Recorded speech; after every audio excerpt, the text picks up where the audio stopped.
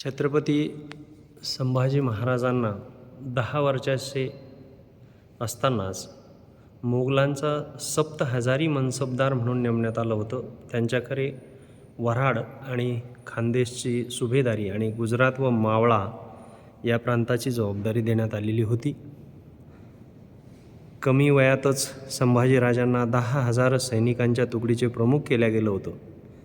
आपल्या कर्तबगारीचे सर्व श्रेय छोट्या सेनापतीला ते देत असत. या गुणग्राहकतेमुळे सर्व सैन्याला त्यांच्याप्रती आदर वाटत असे. संभाजीराजांना धर्मशास्त्र, नीतिशास्त्र, राजनीती, दंडनीती यामध्ये विशेष अशी रुची होती. वयाच्या 14व्या वर्षी ते प्रगल्भ लेखक म्हणून तयार झाले होते.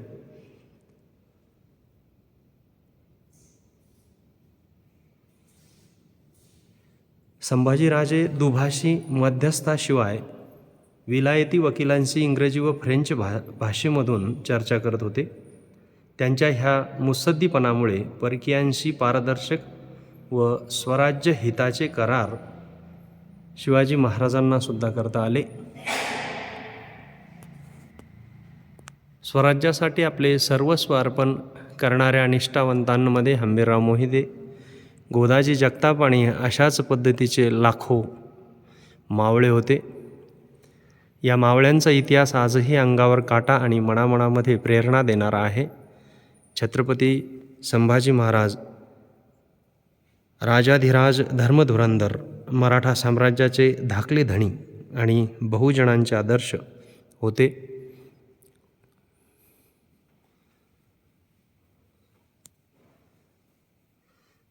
शिवराज्याभिषेकामध्ये युवराज म्हणून संभाजींच्या नावाची घोषणा करण्यात आली. पराक्रमी, बुद्धिमान, प्रजाहितदक्ष युवराज मिळाल्याबद्दल प्रजाजन व सैनिक आनंदलेले होते. संभाजीराजांनी राज्याभिषेकानंतर लगेचच औरंगजेबाच्या ताब्यातील बऱ्हाणपूर उद्ध्वस्त केले व त्याची बेआबरू केली. लक्षावधीचे जड जवाहीर, सोने, नाणे, रत्ने व मौल्यवान जिन्नस स्वराज्य कार्यासाठी त्यांनी जमा केले.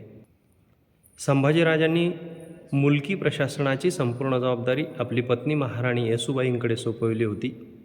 श्री सखी राज्ञी जयती नावाचा राजमुद्रेचा स्वतंत्र शिक्का त्यांना देण्यात आला. संभाजीराजे समतावादी, वर्ण, जात, स्त्रीदास्य नाकारणारे राजे होते.